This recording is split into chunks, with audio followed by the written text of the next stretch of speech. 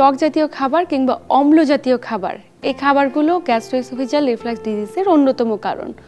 কখন অম্ল জাতীয় খাবারটা বিপজ্জনক এবং কোন কোন খাবারগুলো আপনি খাওয়া থেকে বিরত থাকতে বলবেন? অ্যাসিড মানুষের পাকস্থলীতে সিক্রেশন হয়, সো অ্যাসিড বাংলা হলো অম্ল। সো অম্ল জাতীয় খাবার খেলে পেটের অ্যাসিড তো আমরা যা আছে তার থেকে বৃদ্ধি পাবে। সো অ্যাসিড বৃদ্ধি পেলে রিফ্লাক্স বেশি হবে, অ্যাসিড বৃদ্ধি পেলে পেটে ঘা হবে, আমরা বলি পেপটিক আলসার ডিজিজ হবে।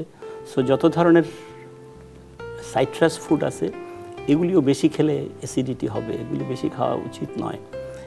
এর বাইরে আছে অ্যাসিডিটি করে যেমন প্রক্রিয়াজাত খাবার, প্রক্রিয়াজাত ফুড, এগুলি খেলে অ্যাসিড বেশি হয়, যেমন চকলেটস, যেমন অ্যালকোহল, যেমন চা, কফি, এগুলি খেলে অ্যাসিড বেড়ে যায়। সো এগুলিতেও যেমন পেপটিক আলসার হয়, পেপটিক আলসার রোগীদেরকেও অ্যাসিড রিফ্লাক্স হয়।